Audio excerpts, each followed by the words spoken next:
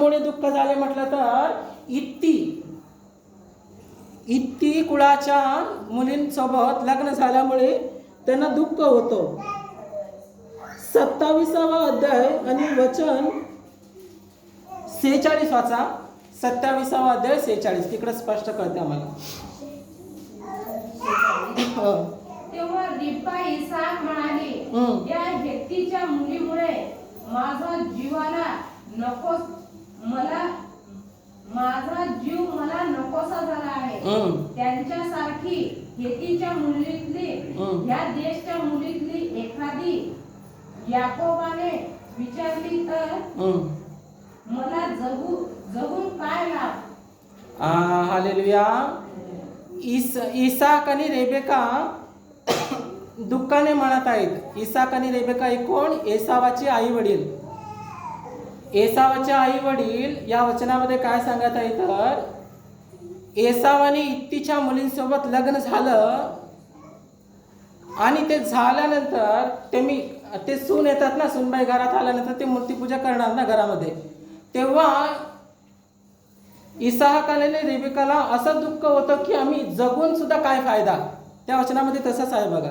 46 वाचे पुन्हा वाचा. तेव्हा रिबका इसाक म्हणाली, या हेतीच्या मुलीमुळे माझा जीव मला नकोसा झाला. या इत्तीच्या मुलीमुळे माझा जीव मला नकोसा झाला आहे म्हणत आहे. काय करू माझा मुलगा, मी न सांगितल्या मुलीसोबत लग्न झाला नाही. आमच्या इस्रायल लोकांमध्ये लय मुली होते, त्यांच्यासोबत लग्न झाला नाही. परमेश्वराला मानणारे मुलींसोबत झाला नाही. आमचे ऐकलं नाही. शेवटी तो मूर्तीपूजा करणाऱ्या इत्तीच्या मुलींसोबत लग्न झाला म्हणून ते मी दुःखाने होतात. माझा जीव मला नकोसे आहे म्हणून असं सांगत आहे. ते मी पुढे वाचावायचे तेच.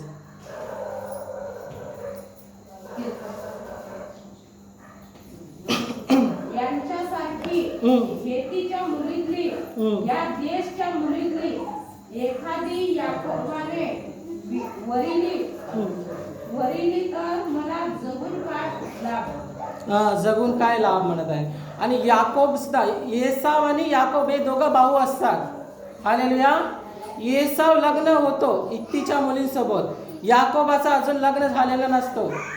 जर याकोब सुद्धा असाच मूर्तीपूजा करणाऱ्या मुलींसोबत लग्न झालं तर पुढं काय मी करू असं ते विचार करत आहे मनामध्ये. तोच उत्पत्ती 28 आणि 1 वचन वाचा. तेव्हा इसाकाने याकोबास बोलावून आशीर्वाद दिला आणि सांगितले की कनानी मुलीपैकी कोणी बायको करू नको. बघा काय सांगत आहे इसाक. यासव तर लग्न झाला, तो इत्ती मूर्तीपूजा करणारा. यासावाचा भाऊ याकोब, एसावाचा भाऊ याकोब अजून कुवारा आहे. त्याचा वडील सांगत आहे इसाक, तू कनानी मुलीसोबत लग्न होऊ नको. कनानी म्हणजे ते सुद्धा मूर्तीपूजा करणारेच. हालेलुया. देव सांगत आहे तू कनानी मुलींसोबत लग्न होऊ नको. इसाक सांगत आहे त्याचा वडील. पुन्हा तेच वचन वाचा.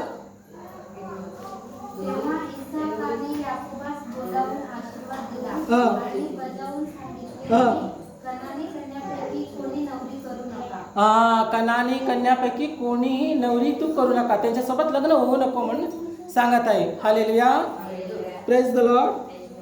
त्याचप्रमाणे जर आम्ही देवाला न मानणारे, परमेश्वराला न मानणारे, येशूवर न विश्वास करणाऱ्यांना मुलींना आम्ही तसल्या मुलांना आमची मुली दिल्या तर आणि तसल्या मुलींना आम्ही घेतलं तर आमच्या जीवनामध्ये कसं घडते, काय घडते आणि कसं आमच्या जीवनामध्ये काय होते ते वचनाच्या द्वारे बघून घेऊया. आम्ही लास्ट वचन आहे उत्पत्ती अध्याय 19 वचन 14 वाचा. लास्ट वचन उत्पत्ती अध्याय 19 वचन 14.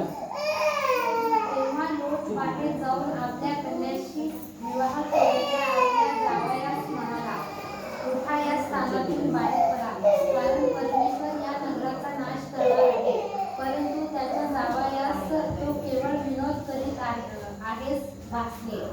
पहाट होताच दूतांनी लोटाला घाई करून म्हटले, उठ, तुझी बायको व येथे असलेल्या तुझ्या 2 मुली यांस घेऊन निघ, नाही तर या नगराच्या पातकात तू भस्म होशील. थांबा 19वा अध्यायाच्या वर एक हेडिंग लिहिलेलं आहे बघा, ते वाचा थोडा. उत्पत्ती 19वा अध्यायाचा वर आता तुम्ही वचन वाचलं ना, 14 वचन, त्या तोच अध्याय 19वा अध्याय, त्याचं हेडिंग लिहिलं, मोठ्या अक्षराने लिहिलेलं असतं बघा हेडिंग. सदोम आणि गमोरा या नगराचा नाश. सदोम आणि गोमोरा या नगराचा नाश. हालेलुया. सदोम आणि गोमर नगरामध्ये मूर्तीपूजा करणारे, व्यभिचार करणारे, चोरी करणारे, मारामारी करणारे असे लोक जगत असतात त्या जगामध्ये. त्या सदोम आणि गोमर नगरामध्ये मूर्तीपूजा, चोरी, मारामारी, व्यभिचार असल्या पापाच्या कृत्याने जगणारे लोक त्या सदोम गोमर नगरामध्ये असतात. तो नगर नाश करतो देव. हालेलुया.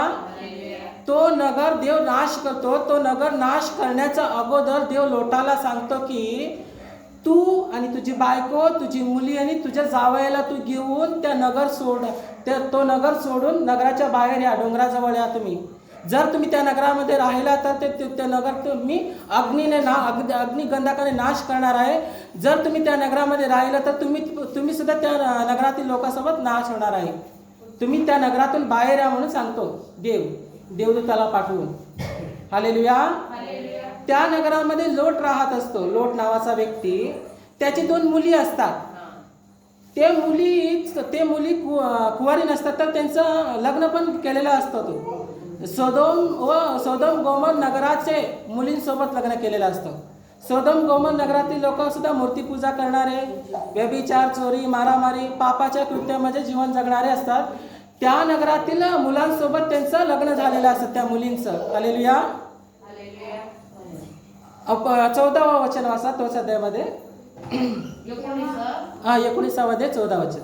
तेव्हा लोट बाहेर जाऊन आपल्या कन्याशी विवाह केले. तेव्हा लोट बाहेर जाऊन आपल्या कन्याशी विवाह केलेल्या आपल्या जावयास म्हणाला. आपल्या जावयाला सांगत आहे लोट, उठा, या स्थानातून बाहेर पडा. उठा, या स्थानातून बाहेर पडा.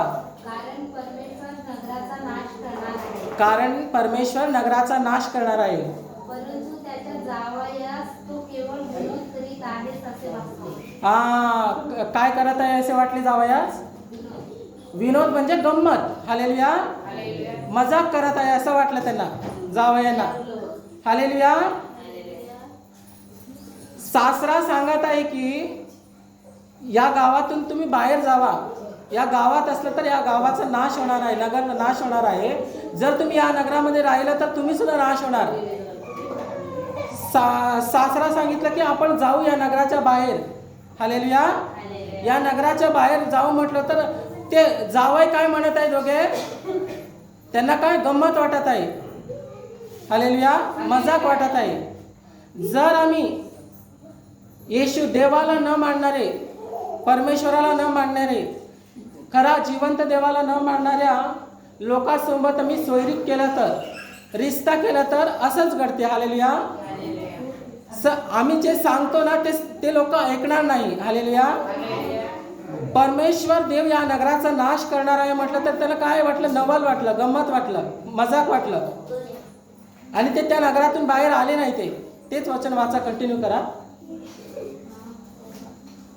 पहाट होताच दूतांनी लोटाला घाई करून म्हटले, तुझी बायको येथे असलेल्या तुझी 2 मुली यांस घेऊन निघ, आणि नाही तर या नगराचा पातकात तू भस्म होशील. पण तो दीर्घकाय करू लागला. तेव्हा परमेश्वराची करुणा त्याच्यावर होती, म्हणून त्या पुरुषाने त्याचा व त्याच्या बायकोचा आणि त्याच्या 2 कन्याचा हात धरून त्यास ओढून बाहेर काढले. बस थांबा, एवढंच बस. आता देवदूत त्यांना ओढून बाहेर काढतो त्या नगरातून. देवदूत त्यांना ओढून बाहेर काढून त्या नगरातून बाहेर नेतो. हालेलुया.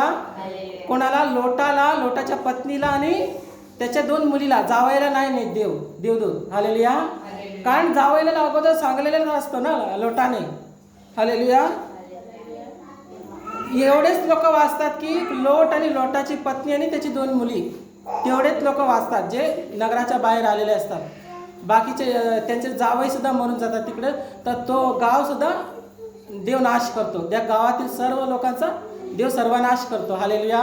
लोटाची बायको पण मिठाचं हा, लोटाची बायको सुद्धा मिठाचा खांबा होते, खांबा शेवटी ती मागे फिरून बघितल्यानंतर. हालेलुया. आता बघा, ते लग्न झालेली मुली मूर्तीपूजा करणाऱ्यांना लग्न करून दिले. आता ते जावं ऐकले नाही, सासऱ्याचं ऐकले नाही, शेवटी ते मरून गेले आणि त्याचा मुलं बाळ झालं नाही, लेकरं झाले नाही, लहान वयामध्ये असं झालं बघा त्यांचं. शेवटी ते संतान, आपल्याला लेकरं पाहिजे, आपल्याला लेकरं बाळ पाहिजे असं त्यांची इच्छा असते ना. आपले नवरे मेले, ते मरून गेले, झाले ते झाले, लेकरं तरी पाहिजे ना त्यांना. हालेलुया. असं घडतं जर आम्ही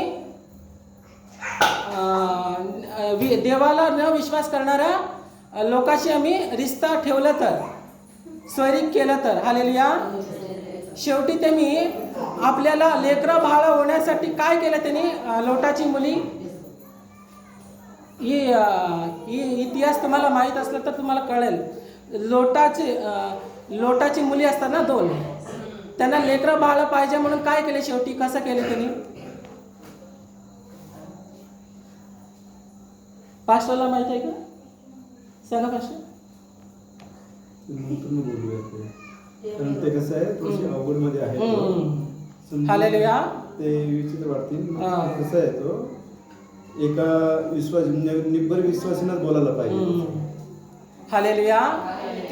ते वाद्य वाचून बघा, नंतर तुम्हाला कळणार ते. हालेलुया. कळणार नाही. ज्यांना बायबल वाचायला येते ना, आम्ही सांगण्याच्या अगोदर तुम्हाला कळणार ते. वाचलं तर ना सर्वांना समजते ते. हालेलुया. म्हणूनच देव सांगत आहे की तसल्यांच्या लोकांसोबत तुम्ही संबंध ठेवू नये, स्वैरिक करू नये. हालेलुया.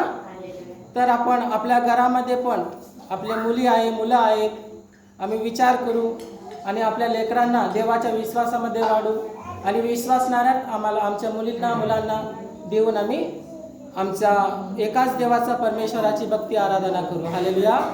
देव हे वचन आमच्या सर्वांच्या जीवनामध्ये आशीर्वादित करू. आता प्रभू भोजन आहे, प्रभू भोजनामध्ये मी भाग घेऊ.